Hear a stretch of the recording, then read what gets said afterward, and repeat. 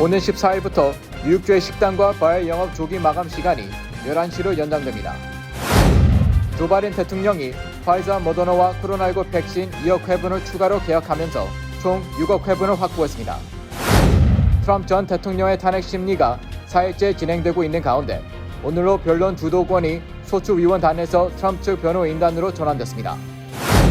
뉴욕 일원의 코로나19 감염률이 연이어 하락세를 보이고 있습니다. 뉴저지주의 응급실 자원봉사자 10대 2명이 첫 코로나19 백신을 접종받았습니다. 논란의 위안부 망언을 한 하버드 교수의 논문을 둘러싸고 이에 대한 규탄이 학생들과 민간 단체들에까지 확산되고 있습니다. 내 집같이 편안한 은행 뉴 밀레니엄 뱅크가 뉴저지 클러스터와 뉴욕 플러싱에 새로운 지점을 오픈하였습니다. 클러스터 570 피어먼트 로드와 플러싱 141 노던 블러바드에 위치한 새 지점에서 모든 금융 업무와 혼무 기지 상담도 함께 해드립니다. Member of FDIC and Equal Housing Lender.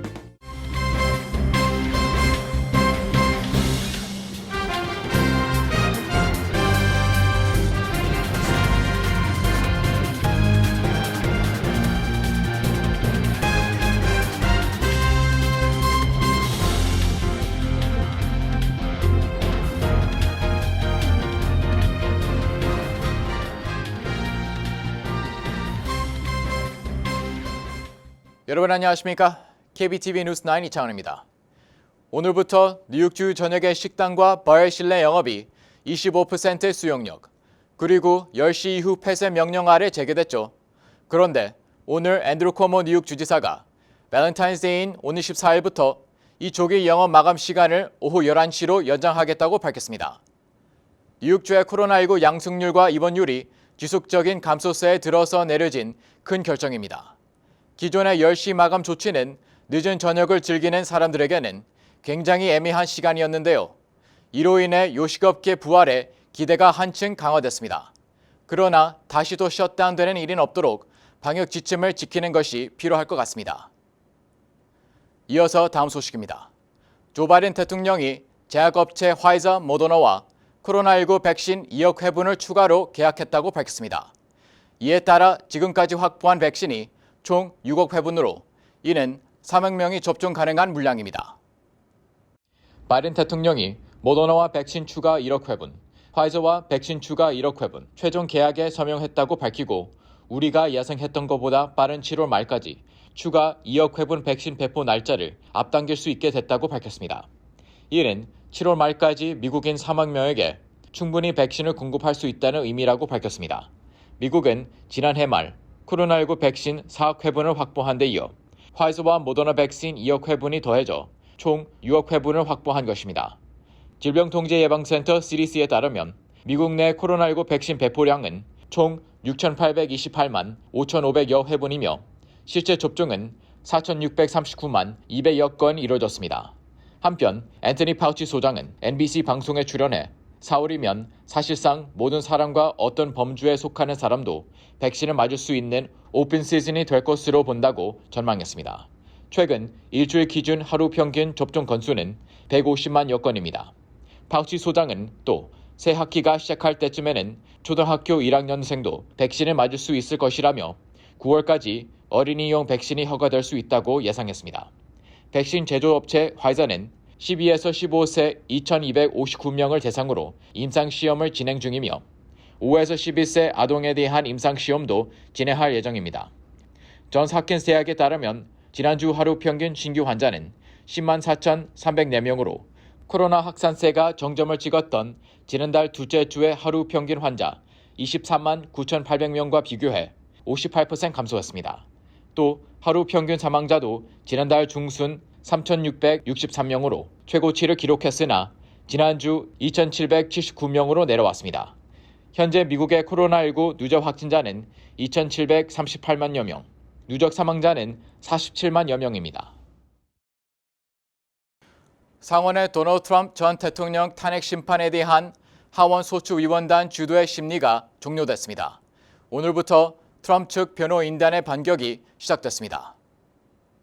민주당 탄핵소추위원단은 새로운 영상과 사진 등을 제시하며 의회 난입 사태 당시 시위대의 폭력과 긴박했던 상황을 보여주며 상원 의원들에게 트럼프를 탄핵해달라고 간곡히 호소하며 심리를 마쳤습니다.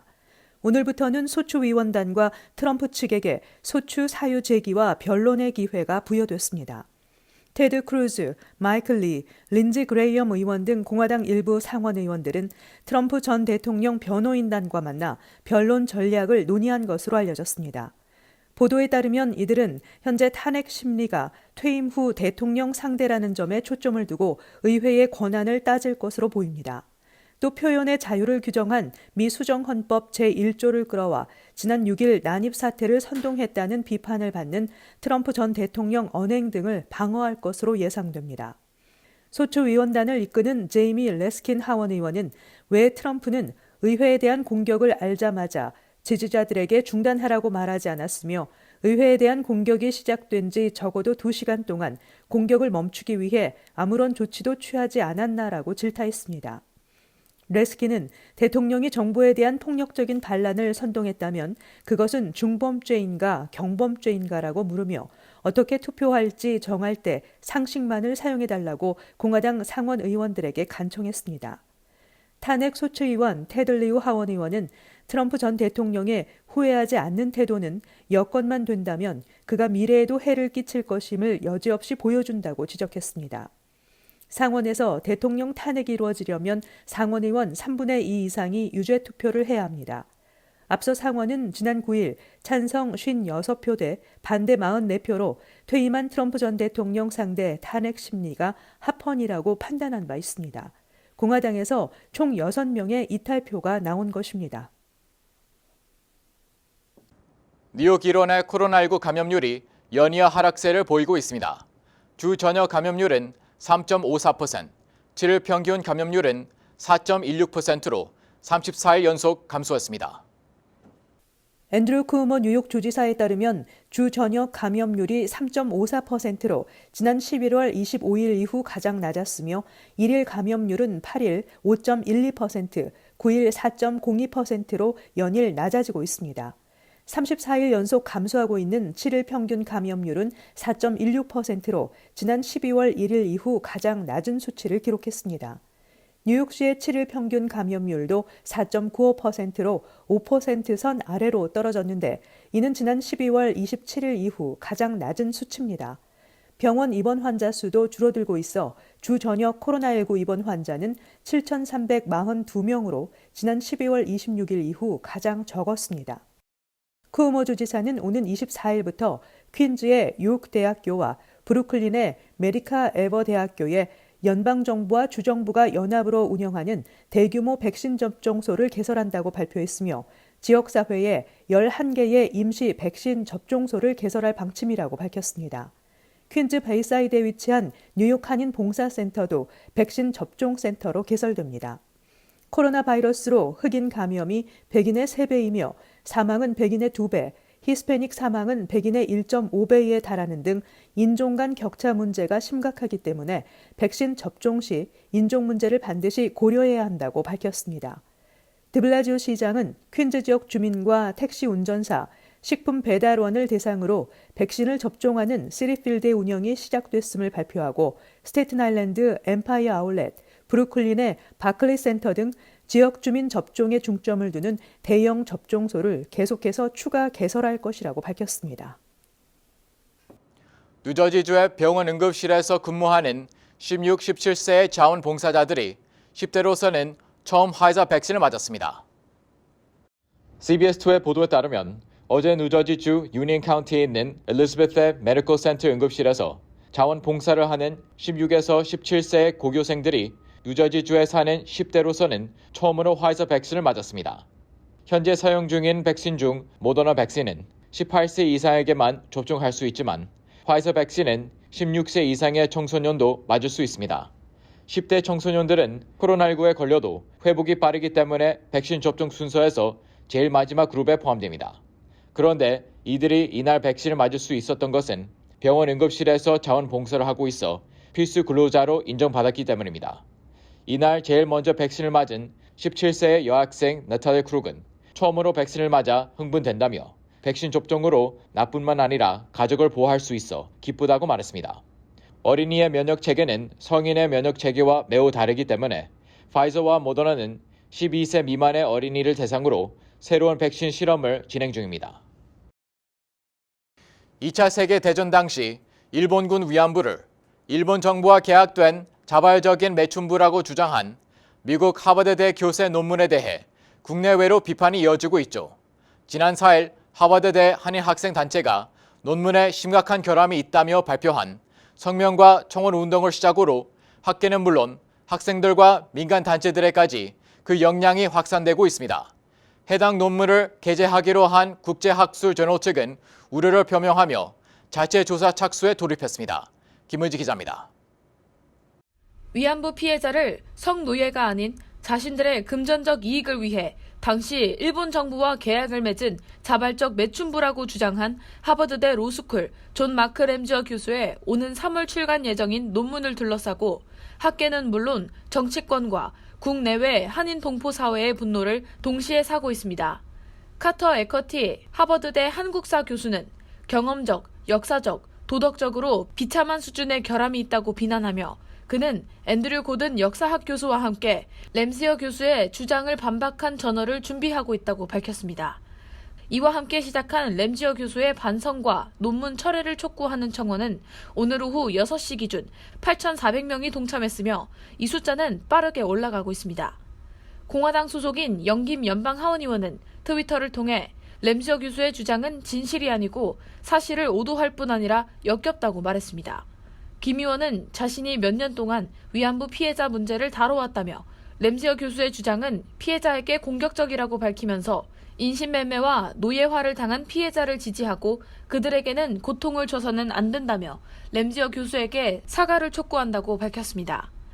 지난번 김치 기원은 중국이라고 표기한 구글을 상대로 이틀 만에 수천여 명의 지지자들을 모아 동시다발적으로 수정 요청을 보내 결국 김치의 기원을 한국어로 고치는 데 앞장섰던 아시안 아메리칸 유스 카운슬 AAYC가 이번에도 나섰습니다.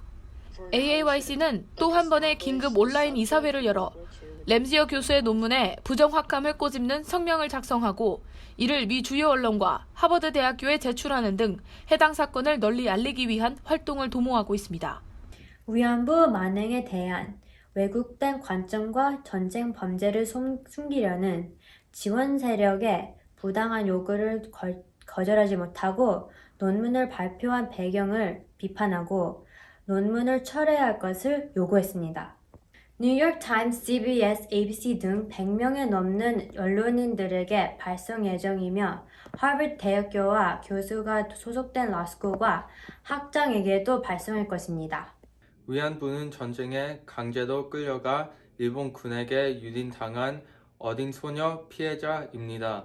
대부분은 일본이 패전할 때 학살당한 아픈 전쟁 시대의 희생양입니다. 이 같은 파장을 인식한 국제학술저널이 어제 홈페이지에 우려 표명이라는 제목의 공지문을 통해 해당 논문에 실린 역사적 증거에 관해 우려가 제기됐다는 점을 독자들에게 알리기 위해 우려 표명을 공지한다고 말했습니다. 이어 이러한 주장에 대해 현재 조사 중이라면서 국제법 경제저널은 가능할 때가 되면 추가 정보를 제공할 것이라고 덧붙였습니다. KBTV 뉴스 김은지입니다. 뉴욕시 지하철역의 대기 오염도가 매우 심각한 것으로 나타났습니다. 뉴욕대학교의 의과대학이 환경보건저널에 게재한 연구 내용에 따르면 뉴욕시 5개 보로의 지하철역 대기 오염은 뉴욕 시민들의 건강을 위협할 정도의 수준으로 조사됐습니다. 특히 크리스토퍼 스트릿 패스 역에서는 초미세먼지 농도가 입방미터당 392 마이크로그램에 달해 무려 기준치보다 77배가 높았습니다. 이는 산불이 발생하거나 건물 철거 시 배출되는 미세먼지 농도와 맞먹을 정도의 심각한 수준인 것입니다. 환경보호국은 초미세먼지 농도가 입방미터당 35 마이크로그램 이상 포함된 공기에 매일 노출되면 심각한 건강 위험을 초래할 수 있다고 경고하고 있습니다. 이와 관련해 MTA는 자체 검사 결과에는 지하철역의 대기오염으로 인한 건강 위험은 전혀 감지하지 못했지만 승객들의 안전을 최우선으로 하기 때문에 이번 연구 결과를 철저히 검토하겠다고 설명했습니다. 어제 퀸즈 검찰은 롱아일랜드 시티의 한 창고에서 보관 중이던 가짜 N95 마스크 170만 개를 압류하고 중국계 창고 관리자를 체포했다고 발표했습니다. 멜린다 캐츠 퀸즈 검사장은 가짜 마스크는 더럽고 먼지가 쌓인 창고에 비위생적인 방식으로 보관돼 있었다며 해당 마스크들을 의료진에 판매했던 것으로 확인됐다고 말했습니다. 검찰에 따르면 이번에 압류된 마스크들은 해외에서 수입되거나 창고에서 자체 생산한 것들로 의료진들이 구입해서 사용하고 있는 3M사의 N95 마스크로 재포장돼 있었습니다. 또 검찰은 가짜 K95 마스크가 3M사 마스크 권장 가격 1달러 27센트보다 비싼 2달러 95센트와 3달러 25센트에 판매됐다고 밝혔습니다.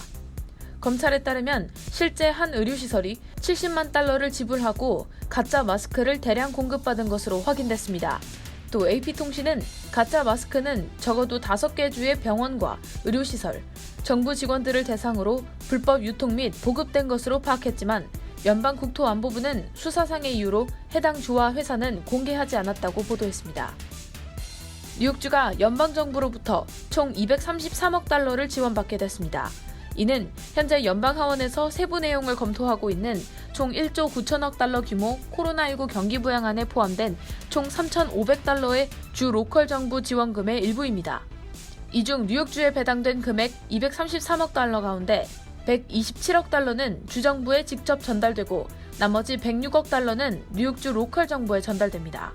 이 중 뉴욕시 지원금은 56억 달러, 버팔로는 3억 2,400만 달러, 로체스터는 1억 9,100만 달러를 받는 것으로 알려졌습니다. 작년 3월 무렵부터 확산된 코로나19 팬데믹은 이제 1년이 돼가는데 이에 직격탄을 맞은 뉴욕주와 로컬 정부는 코로나19 대응 예산 증가와 세수 감소라는 이중고에 처해 있습니다.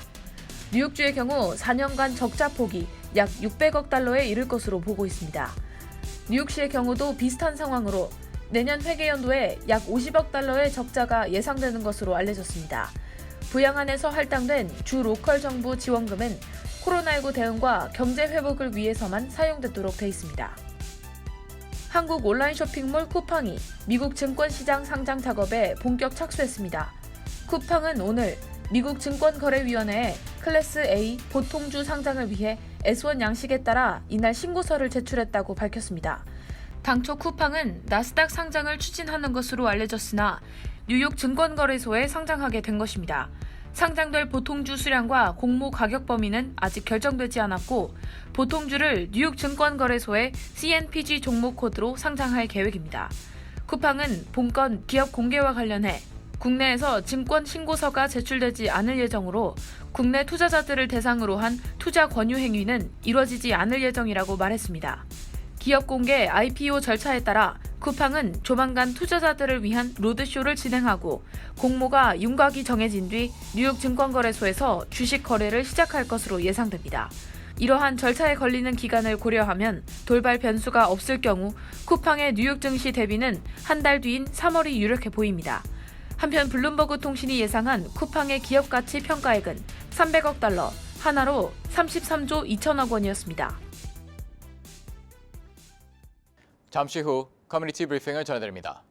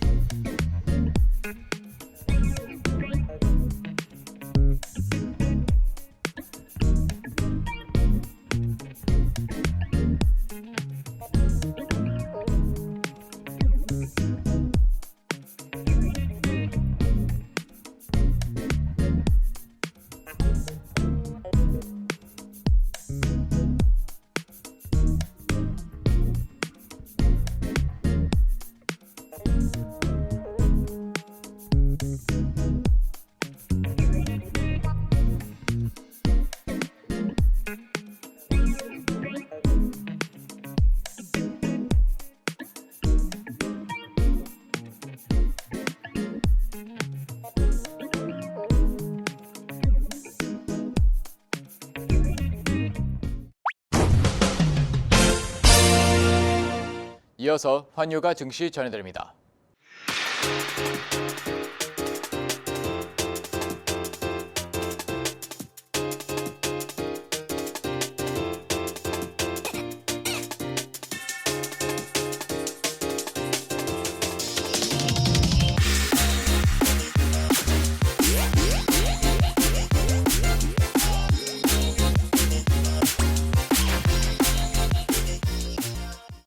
잠시 후 뉴욕과 뉴저지 날씨 전해드립니다.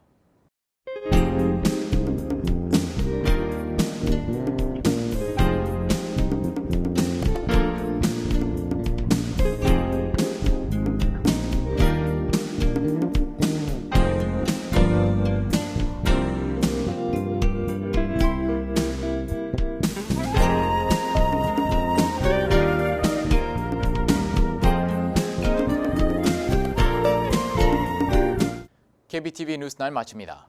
오늘도 시청해주셔서 감사합니다. 편안한 밤 보내시기 바랍니다.